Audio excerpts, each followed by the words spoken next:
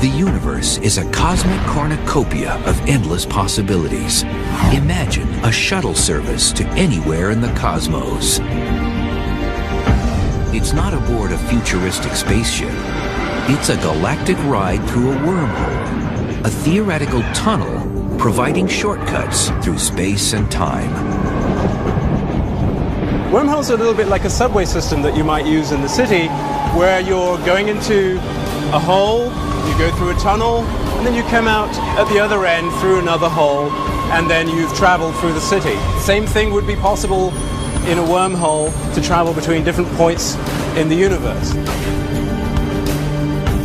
Physicist Clifford Johnson has contemplated the possibility of wormholes. The difference between a wormhole and a subway system is that you're using the wormhole to travel a greater distance than you would if you were traveling in ordinary space. In theory, a wormhole has a throat connected to an entrance and exit called mouths, located in different parts of space. A wormhole is appealing because we're limited by the speed of light. We can't get to the Andromeda Galaxy in less than something like 600,000 years, even moving at the speed of light. I keep wondering if the really next big discovery in astronomy could be a wormhole. Not just because they're fun for people like me, but because they could take us to some place that we can't plausibly ever get any other way. Gregory Benford has pondered the science and fiction of outer space. As both a physicist and author of over 30 sci-fi novels, Benford has witnessed fantastical theories become a reality. A lot of us would like to know if wormholes really exist or whether they're just another mathematical construct thought up by Einstein the genius. Albert Einstein's general relativity laws allow for the existence of wormholes. In 1930, Einstein and his colleague Nathan Rosen calculated the mathematics of one of these intergalactic pipelines. It became known as the Einstein-Rosen bridge. A wormhole is a solution of Einstein's equations for general relativity, telling us how gravity works. They're hypothetical, and what they do is they connect different parts of space and time. The Einstein-Rosen mathematical wormhole arose from studying black holes. A black hole is a region in space of extremely strong gravity. The gravity is so strong that there is no way for objects that get too near to break away from its gravitational pull. Nothing can escape a close encounter with a black hole, not even light. This inverted fountain serves as a visual analogy to what's going on around a black hole. At the bottom is the area inside the event horizon.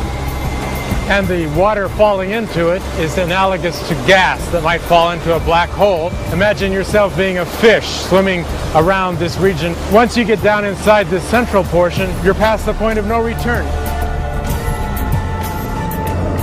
But Einstein never intended his wormhole as a tool for space travel. His wormhole is theoretically created at some moment of time. It opens up briefly, then pinches off. Anything that tries to pass through it will get crushed when it squeezes apart.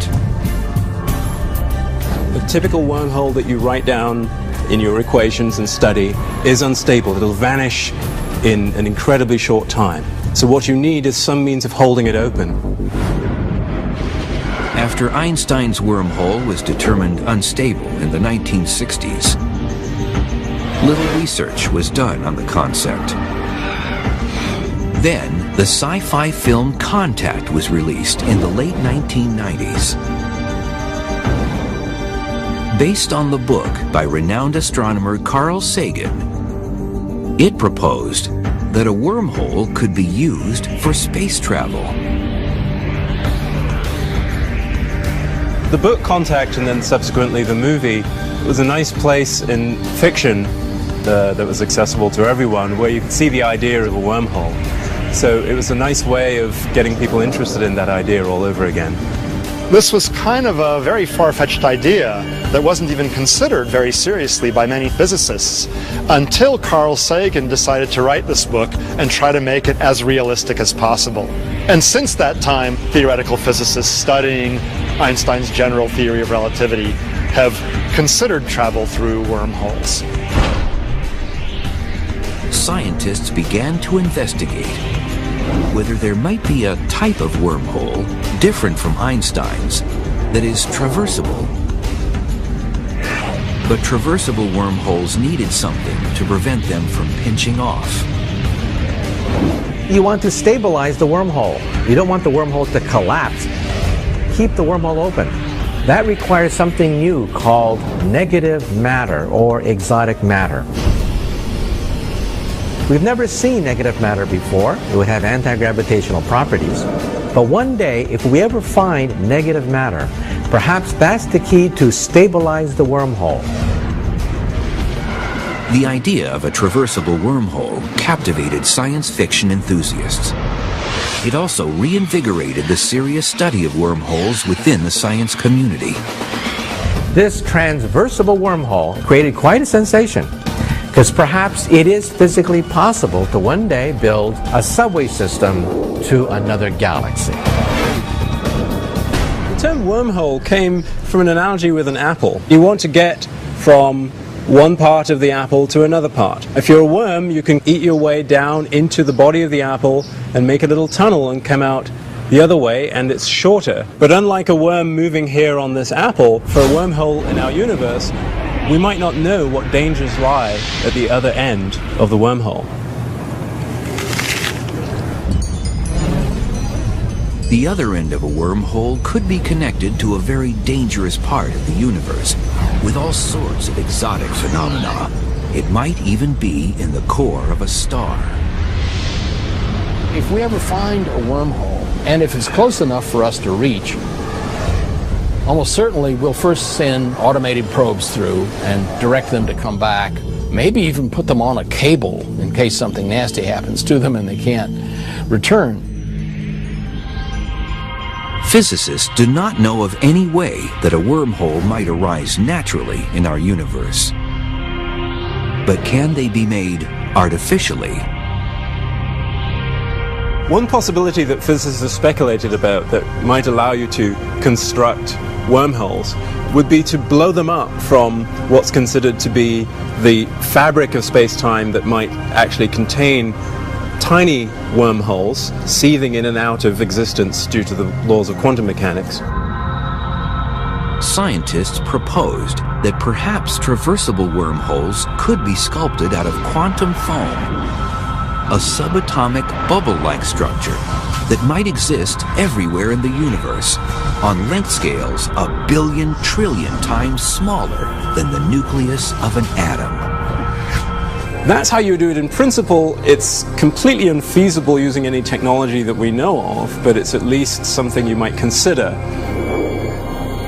If one could be engineered or located in space, scientists contemplated other possibilities for a wormhole. Could it transport galactic vacationers to different points in time, as well as different places in space? To actually create a time machine or a wormhole machine that would take us to a distant galaxy, you would have to have the physics of an advanced civilization. A civilization perhaps millions of years beyond ours. Time machines have mystified movie audiences for over 50 years. Gentlemen, I am talking about traveling through time in a machine constructed for that very purpose. But could a wormhole be used for such travel? The wormhole may lead to things like being able to go to another galaxy by walking 5 feet through a wormhole, or even going to another time. But wormholes as time machines pose unsettling questions. In the distant future, will Earthlings be able to travel to the past and perhaps change history?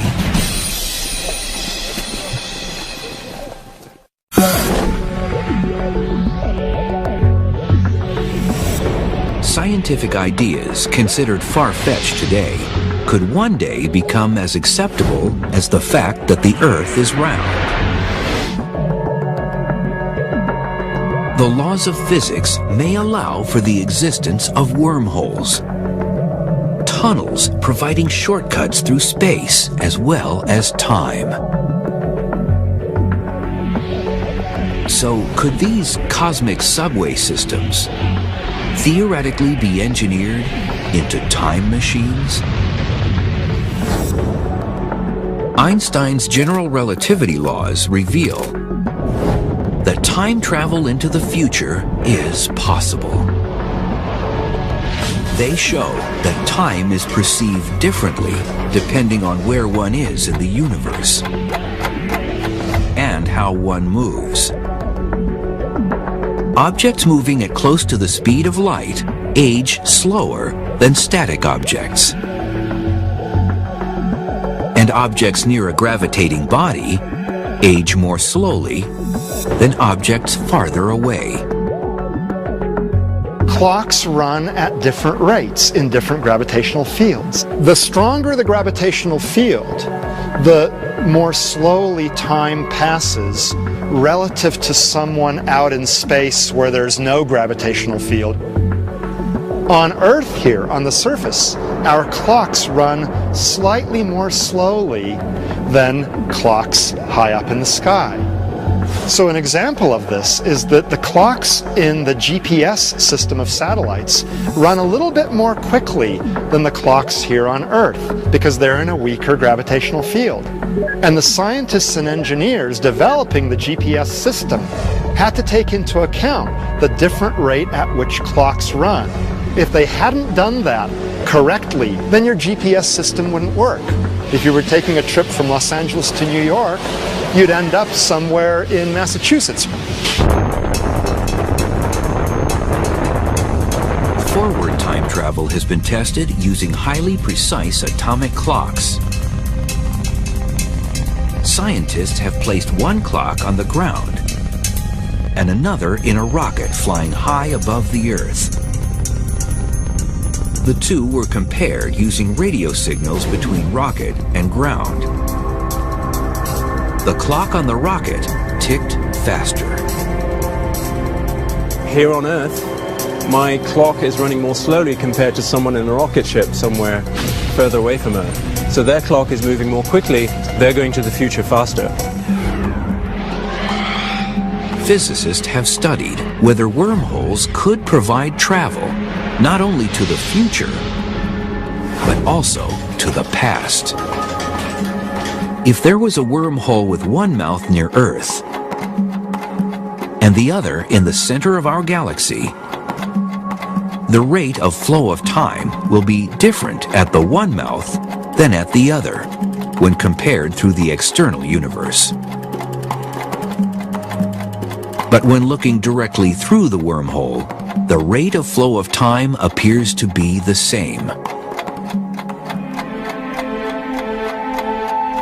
This difference in their relative ticking rates, as viewed externally versus viewed through the wormhole, would convert the wormhole into a time machine.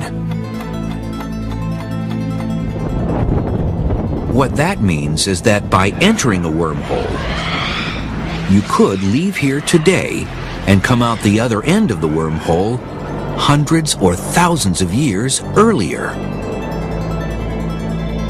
The wormhole may lead to things like being able to go to another galaxy or even going to another time. It's possible you can use a wormhole of a certain kind to actually transport information backward in time or people backward in time.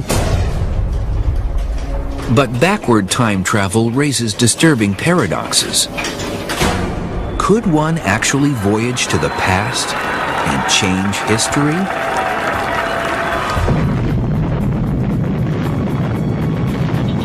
One of the problems with traveling backwards in time is that it produces various paradoxes. The most famous of this is the grandfather paradox. This says that if I have a time machine, I could go back in time and I could kill my grandfather, who would then never have had my father, who would never have had me. I would never have been born.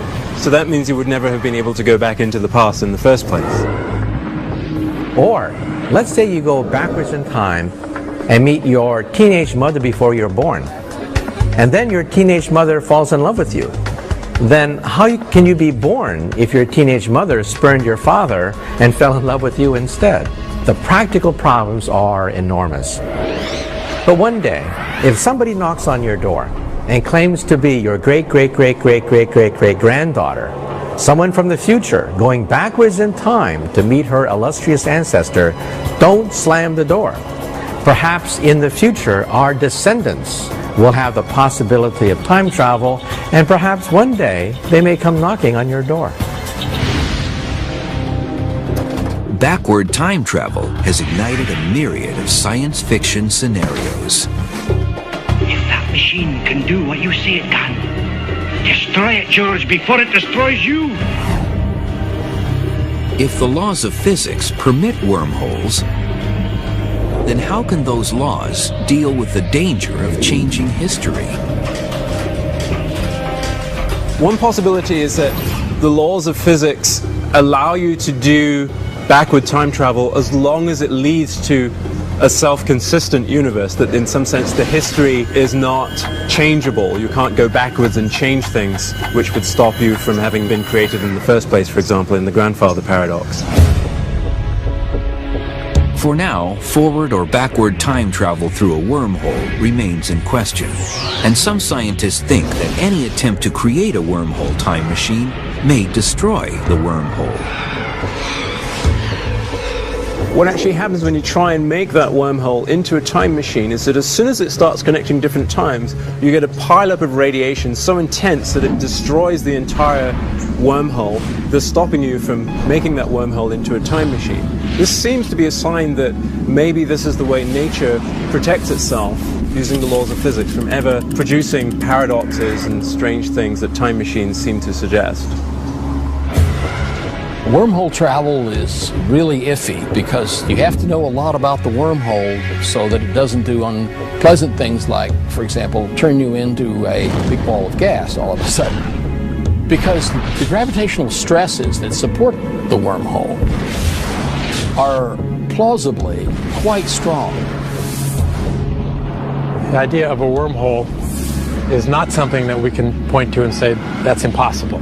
It would be absurd to say we can't do that ever, because we're dealing with powers, energies, and knowledge that are outside of our current domain. Like a wormhole, there's another phenomenon that has never been discovered. But Einstein's general relativity laws allow for its existence. It's called a white hole. While a black hole is an object into which things are falling and disappearing, rather like a sinkhole, a white hole is doing the opposite. Things are coming out. Things are coming out rather like a fountain. A white hole is like the unicorn, an exotic animal that's never been seen before. A white hole is very similar to a black hole, except it runs backwards. Think of running the videotape backwards. Instead of matter falling into the event horizon, never to come out, matter falls out of a black hole. So it's the opposite, a time-reversed black hole. Black holes, as we know, have now been understood to be out there in our universe, and so you might wonder whether the same thing's true about white holes as well. For example, quasars, when they were first discovered, were thought to be maybe white holes. Why? Because they seem to be producing a huge amount of energy. We now know that that's not the case. Quasars are actually powered by black holes. There's a school of thought that says that anything that can exist must exist somewhere. And if one adopts that school of thought, then at the moment we have to admit that white holes might be out there somewhere.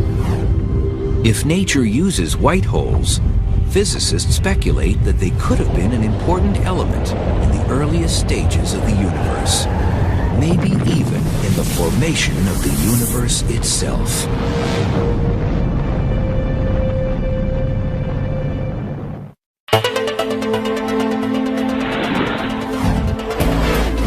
When trying to decode some of the mysteries of the universe, the answers may truly be black and white. The universe began with the Big Bang, an expanding fireball of matter and energy that started compressed as a tiny subatomic point called a singularity. A singularity is a region where gravity is immensely strong. The Big Bang singularity gave rise to the entire universe, which includes space, time, and all the matter that fills it. A similar type of singularity is a white hole, a theoretical object that arises in Einstein's theory of gravity. It's essentially a black hole in reverse, a point of singularity where matter is ejected. Consequently, some scientists have wondered if the universe could have been created from a white hole. One idea to describe the entire universe has been that it's one big white hole in which there's an emergence from some initial singularity. That creative thought is one amongst many for how the universe was seeded and how it began and how the Big Bang emerged. Think about it. A white hole emits matter. It doesn't gobble up matter. But isn't the Big Bang the same thing? A small little quantum dot that expands and spews out matter? So perhaps the white hole could be the story of our universe. NASA's Wilkinson Microwave Anisotropy Probe, known as WMAP, has measured the radiation left over from the very early universe. Studies of this cosmic microwave background have confirmed that the universe began with a brief but colossal growth birth called inflation that preceded its regular phase of expansion. So some scientists speculate whether a white hole could have been the instigator of this growth birth. The evidence coming from our space satellites like the WMAP orbiting the Earth right now is consistent with the idea of a multiverse. A multiverse consists of many universes like soap bubbles floating in a bubble bath. In a bubble bath, we have bubbles popping into existence, collapsing back, giving birth to baby soap bubbles. So in other words, Big Bangs could be happening all the time. Perhaps each Big Bang starts with a white hole that then expands rapidly, giving us a baby universe. It's still unproven whether multiple universes exist, and whether white holes may have created them. But scientists have shown that some types of white holes, although possible in theory, are highly unstable. They would not survive for very long, and may simply collapse to form black holes. Possibly white holes played a role. Perhaps they formed for a very short time, but then being unstable they collapsed. But even during that period when they were first formed, they may have left some important imprint on the future of the universe. We don't know whether that's true, but it's a possibility. White holes are a nice act of imagination, but I don't think they have any substance yet. They're entirely theoretical objects, but then black holes were that way once upon a time. White holes might or might not have existed at the beginning of the universe. But one thing's certain, black holes are no longer science fiction. They're science fact. Scientists agree these whirling vortexes are born out of the death throes of massive stars. When a sufficiently massive star runs out of fuel, it is unable to support itself against its own gravitational pull. It then collapses inward to form a black hole. Black holes are troublemakers in the evolution of the universe. They can draw matter in, spew it out, reform, reorganize regions of the universe, perhaps part of a galaxy, take up residence at the center, start running the show. They're big muscular things that lumber around and cannot be stopped. Black holes are difficult to detect because they're black. But they can be observed when they interact with something in space, such as in falling gas, which heats up and glows in X-rays. Years ago, black holes were considered to be impossible. We have something called the giggle factor in physics. People used to giggle whenever we talked about black holes. But now, we see hundreds, thousands of glorious photographs of black holes. There are at least two types of black holes. One is called a stellar mass black hole, which is approximately 3 to 30 times the mass of our Sun. It's speculated that 100 million of these reside in our Milky Way galaxy, and similar numbers in other galaxies. The other is a supermassive black hole that is millions to billions of times the mass of our Sun.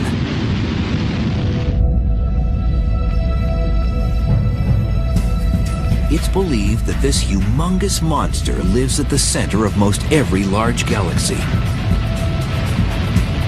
Our own Milky Way galaxy has one. Yet whether they're stellar mass size or supermassive, all black holes are cosmic cannibals. A black hole, in some sense, is like a cosmic roach motel. Everything checks in, but nothing checks out. A trip to a black hole would be fantastic, almost psychedelic. It's like having a near-death experience. As you get even closer to the black hole, tidal forces begin to stretch your body apart so that the top of your body and the bottom of your body experience different gravitational forces, and you become spaghettified. Eventually, even the atoms of your body become noodles and become ripped apart. In the case of a supermassive black hole, the process of spaghettification is somewhat different. The person jumping in wouldn't be spaghettified until passing through the event horizon. And the reason for that is because the tidal forces that would stretch him aren't strong enough until you get closer to the singularity. So the person jumping in would have a few moments of perception that they were inside of a black hole, and they could marvel at that idea before they plunged toward the singularity and then became spaghettified. And if one black hole isn't violent enough, try two black holes dueling for dominance.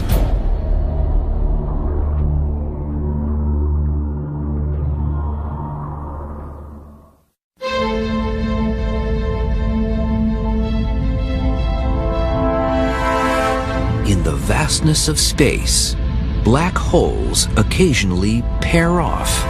It may appear as though they're engaging in some sort of cosmic courtship. But these unions are anything but harmonious. When two black holes get too close, they become trapped by each other's gravity.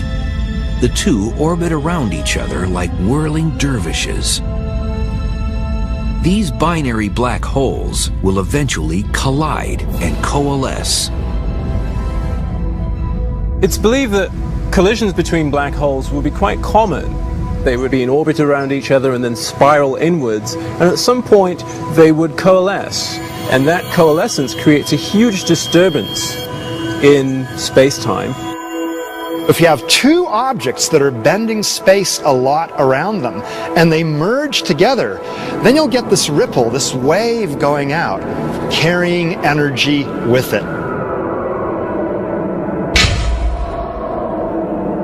Typically, when black holes collide, they create wild vibrations called gravitational waves, which spread across the fabric of space and time. These ripples would be just like the ripples you would have, say, on the surface of a pond. If you threw a pebble into a pond, it creates a disturbance, and then you see the ripples carrying that disturbance away to far points of the pond. In the past, binary black hole collisions were impossible to identify. Now, scientists have developed gravitational wave detectors to track these vibrations and hopefully catch black hole collisions in the act.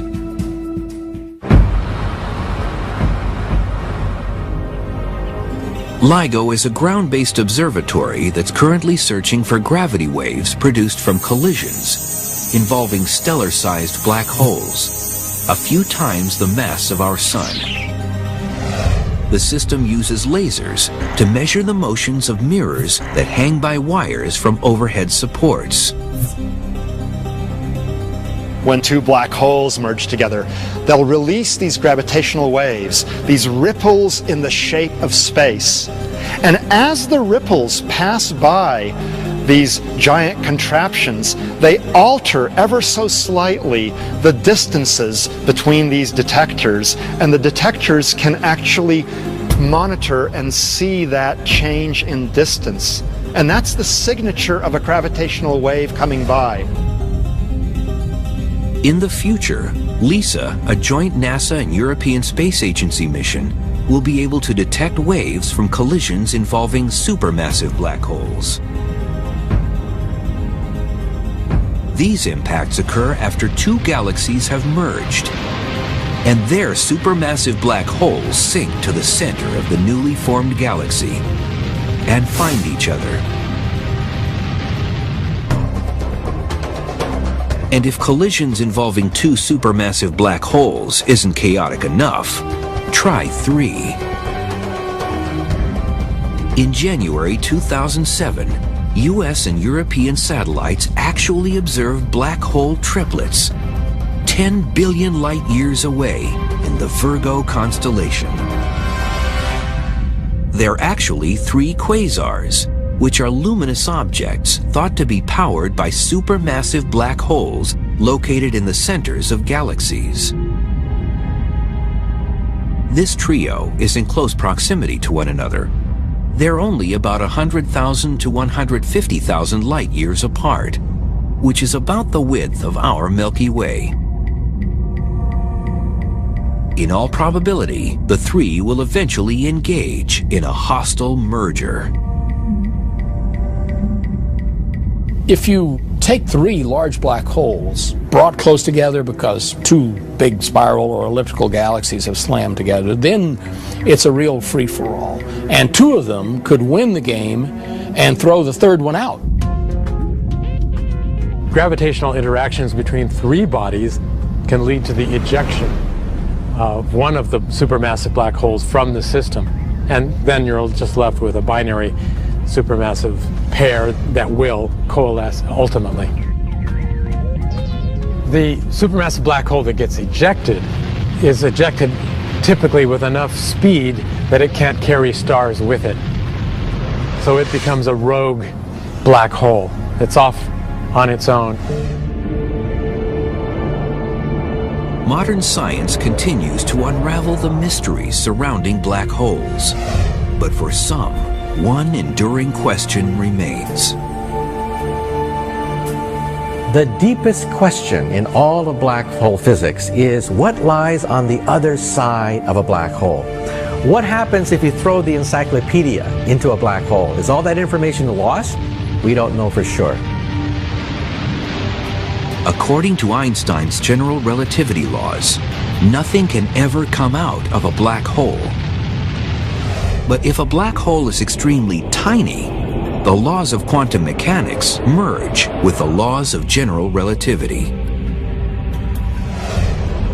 Quantum mechanics governs the world of the very small, such as electrons, neutrons, and other subatomic particles.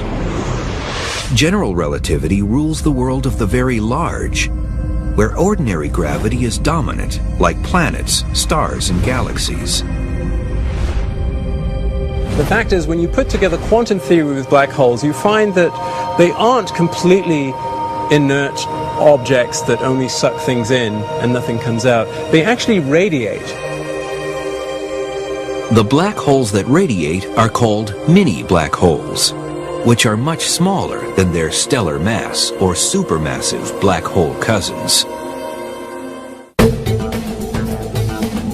celebrated physicist Stephen Hawking proposed that if many black holes exist, they must emit radiation, which has been named Hawking radiation. It is believed this radiation will cause a tiny black hole to evaporate and potentially disappear. Hawking gave mathematical evidence that when a tiny black hole forms and then evaporates, some of the information that went into the black hole never comes back out. This startling prediction caused a firestorm among physicists because the laws of quantum theory insist that information can never be completely destroyed. Essentially, the world split into two camps: those who believed that Hawking's calculation was really it, and the other camp that said, well, Hawking's calculation needs refining. String theory and other theories seem to suggest that the information is actually preserved. It just comes out very subtly. The question of what happens to the information that goes inside a black hole is, I think, not fully settled. The chemical composition of the objects that went into the black hole and other aspects of them, their color, their temperature, etc., etc. We don't really know what happens to that information. It appears unlikely that scientists could venture inside any black hole and return back home in one piece to report their findings. But a worldwide collaboration of scientists may be on the verge of the next best thing: manufacturing tiny black holes right here on Earth.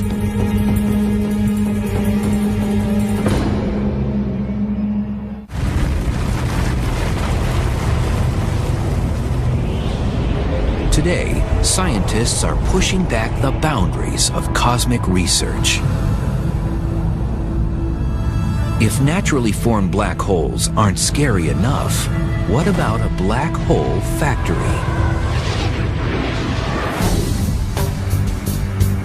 In Switzerland, at the physics laboratory called CERN, scientists have built the Large Hadron Collider, the biggest, most complex science experiment ever constructed.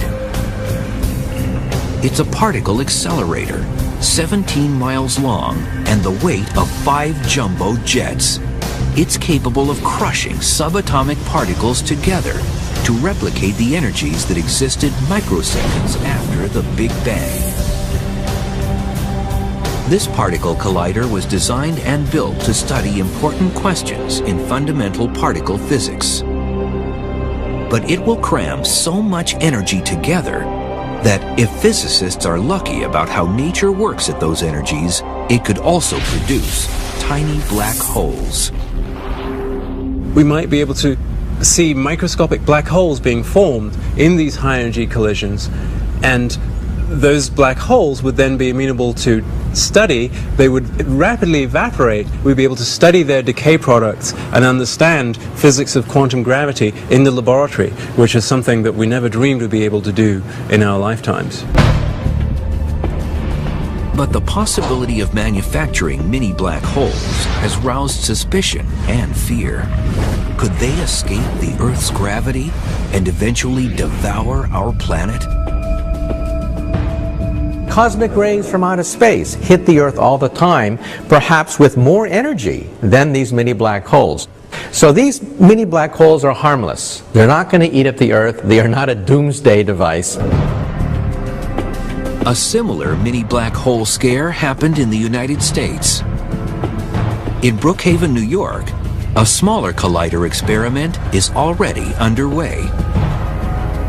The Relativistic Heavy Ion Collider, better known as RHIC, is an underground pipeline where gold atoms collide together at 99.9% the speed of light.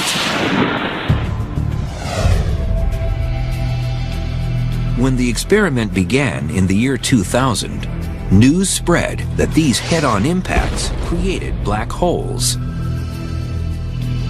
The laboratory, which is very responsible, decided it needed to respond to this and reassure people, so it convened a group to look at this, and what that group found was that these kinds of collisions had been happening in outer space, and that had never caused a problem. Theoretically, we produce conditions in these collisions which should mathematically give some similarity to the theory that surrounds black holes. But in practice, we're completely safe. There's no way that any black hole that could be a concern could be produced here at RHIC. Well, RHIC certainly is not capable of producing a black hole of any kind. There is not enough mass which is being created here by many orders of magnitude. Although RHIC cannot create mini black holes, scientists can go through the ashes of these particle collisions to learn about the early moments a few microseconds after the Big Bang. So we can use this knowledge to gain a better understanding of what happened shortly after the Big Bang, including the possibility of primordial black hole formation. The particle collision experiments in Switzerland and in the US may not produce life-threatening black holes, but they could give several important clues about whether information comes back out of a mini black hole and even how the universe began. They do provide a laboratory to see how far we can push Einstein's theory until all hell breaks loose and the equations collapse. And that's why we think that mini black holes could be a key to going beyond Einstein.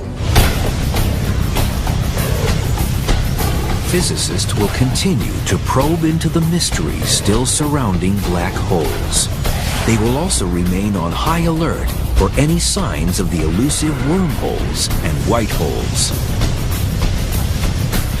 The search for the next frontier marches on. White holes, wormholes, black holes are tickets to oblivion for the most part. None of these are places that you want to take your summer vacation near. And these tickets will cost a lot to even find. These objects are hard to observe in the universe, and only one of them do we really pretty much know is there, the black hole. The others may be entirely hypothetical. They may be the unicorns of astronomy. There are several cases in history of science when an idea or even a solution to an equation just seems like an artifact of our imaginations and actually turned out to be a real thing. Black holes are such an example. Maybe white holes and wormholes will have some role in nature which we'll one day discover.